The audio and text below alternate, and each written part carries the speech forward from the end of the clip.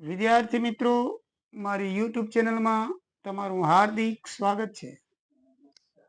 આજે આપણે ધોરણ 11 ની અંદર એકાઉન્ટમાં પ્રકરણ 6 પેટા નોંધ ની અંદર જોઈએ તો ઉદાહરણ નંબર 15 આપણે જોઈએ છીએ. ઉદાહરણ નંબર 15 માં લખ્યું છે કે ગાંધીનગરના શ્રી અક્ષર ટ્રેડર્સના ચોપડે વિવિધ પેટા નોંધો અને એના ખર્ચા આપેલા છે અને કુલ 18% લેખે વસેકની એટલે કે જીએસટીની ગણતરી કરવાની છે. આમ તો મિત્રો આપણે 12% લેખે કરવાની હોય, પણ દાખલામાં 18% આપેલું છે એટલે આપણે 18% લેખે જીએસટીની ગણતરી કરશું. તો સૌથી પહેલા લખેલું છે એપ્રિલ 2019 તારીખ 1 10,000નો માલ જુવેરિયા કોર્પોરેશન પાસેથી 10% વેપારી વટાવે ખરીદ્યો.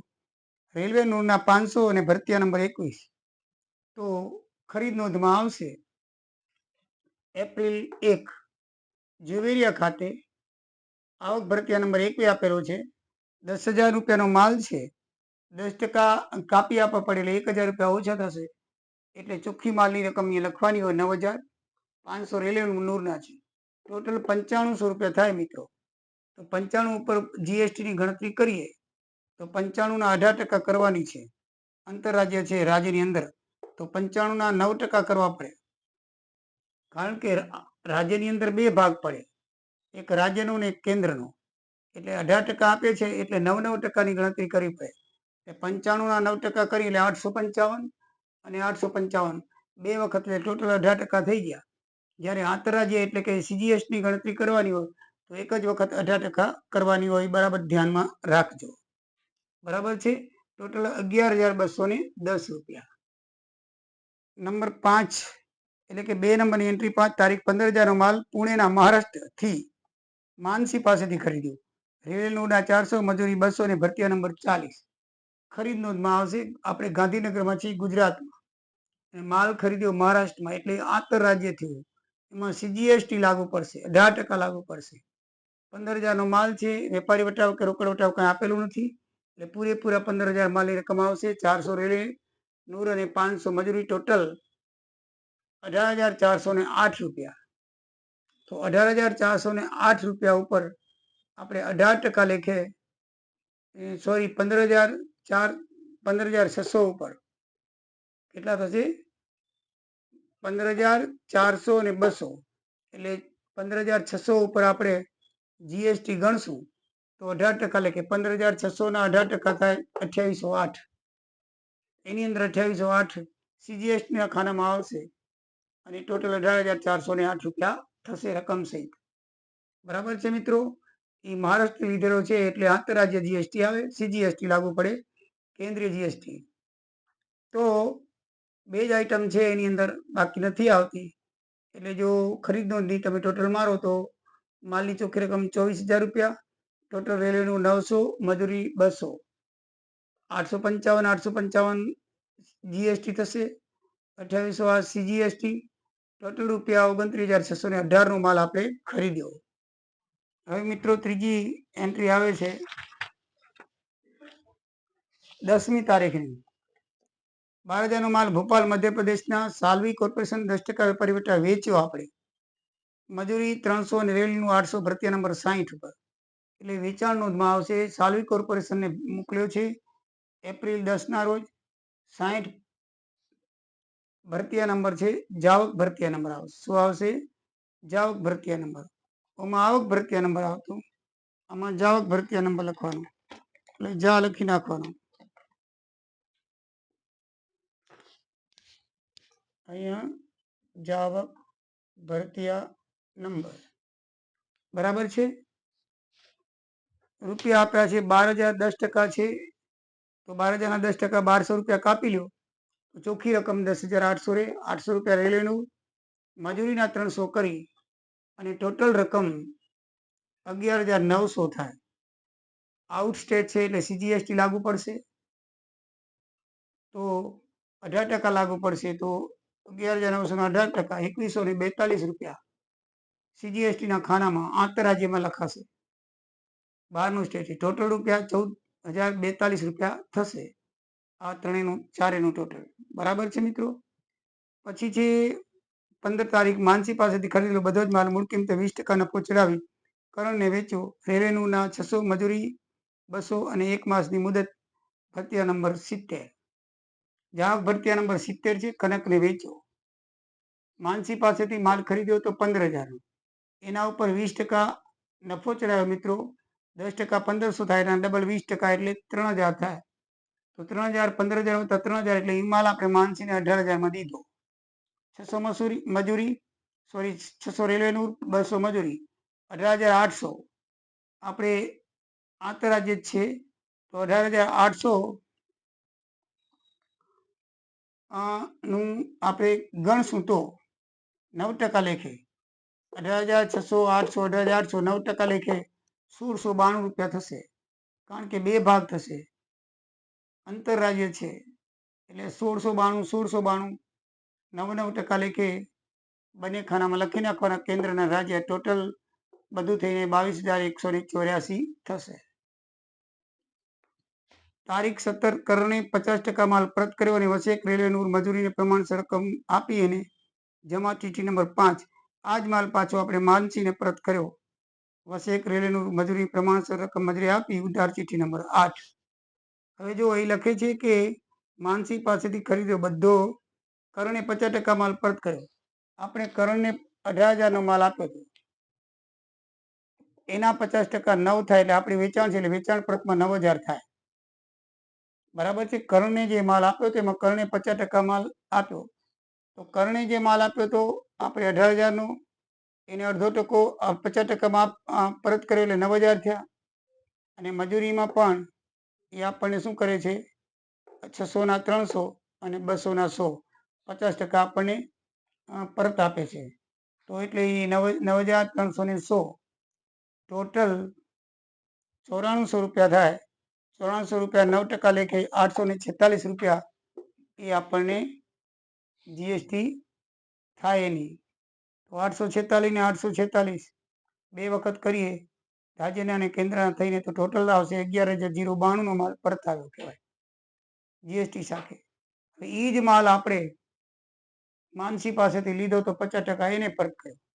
તો વિચાર કરજો આપણને જે માલ એને આપ્યો હતો કરણે એના 50% 9,000 થાય પણ પછી 9,000 ના ટકા 4500 ના થાય. આપણે માનસી પાસેથી લીધો તો 15,000 નો તો 15,000 નો માલ લીધો તો એના 50% આપણે ખરીદ કરી હતી. ખરીદ પરતમાં 7500 આવે. કરણના 50% 9,000 થાય અહીંયા પણ આપણા 50% આપણી કિંમતે લેવાનું હોય. માનસી પાસેથી આપણે 15,000 નો લીધો હતો તો એના 50% 7,500 રૂપિયા અહીંયા માનસી ખાતે ખરીદ પરતમાં આવશે. 200 રૂપિયા અડધા અને 200 ના અડધા 100 એમાં 50% આપણને મજૂરી મળે છે. ટોટલ 1,404 રૂપિયા એની સીજીએસટી આવશે. બરાબર છે. 75 ને 77 7800 રૂપિયા ઉપર તો 7800 રૂપિયા 18% લેખે 1,404 રૂપિયા ગણતરી કરેલી છે. સીજીએસટી થશે. બરાબર છે.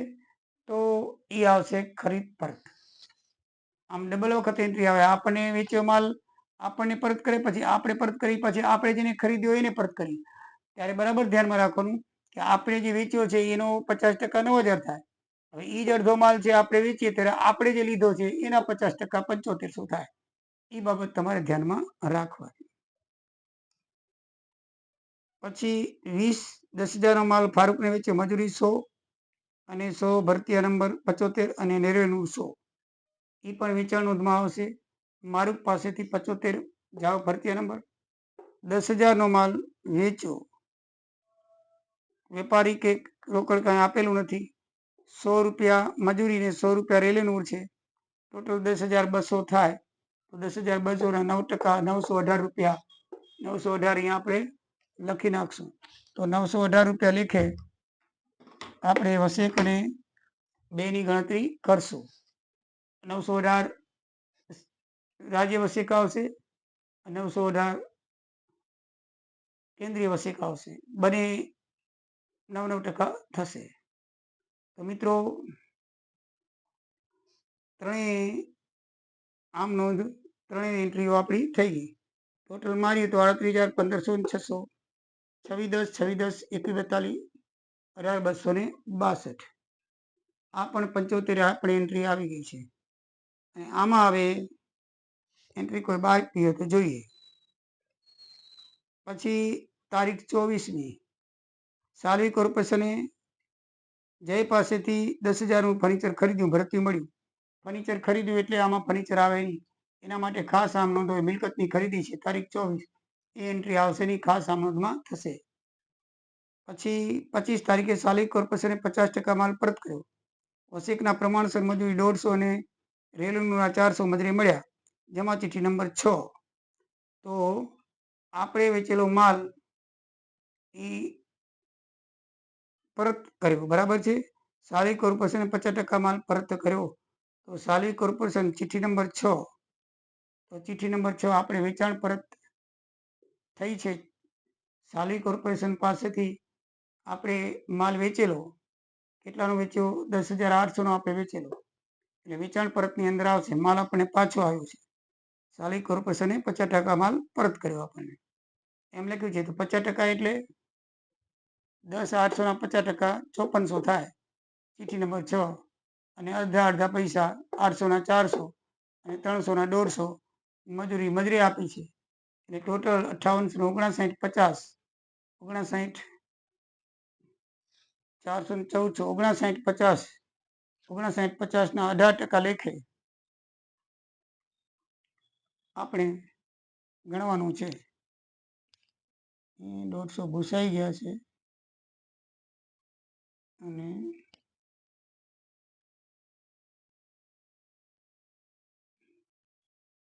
59 50ના 18% લેખે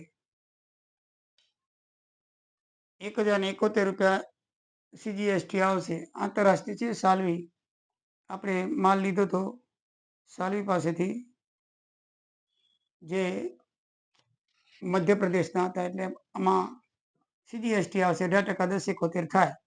59.5 ઉપર ગણતરી કરેલી છે બધી CGSTની, GST ને SGSTની બેની, આંતરરાજ્ય અને આંતરરાજ્ય બંનેની ગણતરીઓ બધી કરેલી છે, ચકાસી લેજો, બરાબર છે. પછી 26 તારીખ છે. દિવાંજલ પાસેથી 10,000 અમારે રોકડેથી ખરીદ્યું, તો એ 26 તારીખ રોકડ ખરીદી છે, રોકડ મેળમાં આવશે.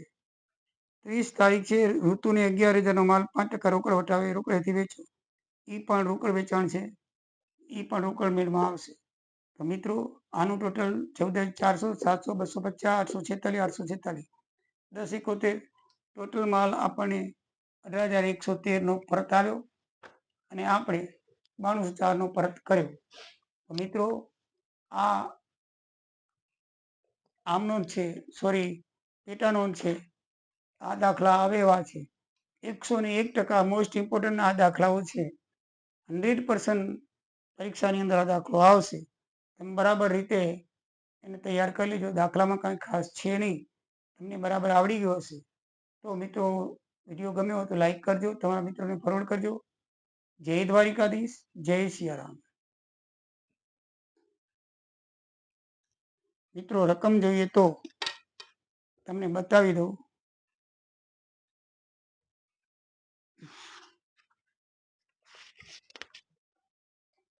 દાખલાની રકમ છે આ પ્રમાણે. દાખલા નંબર 9,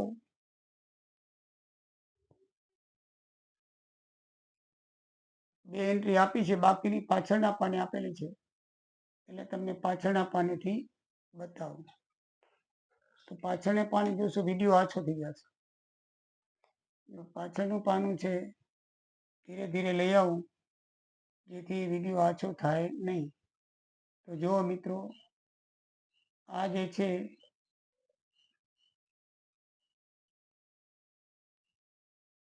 રકમ,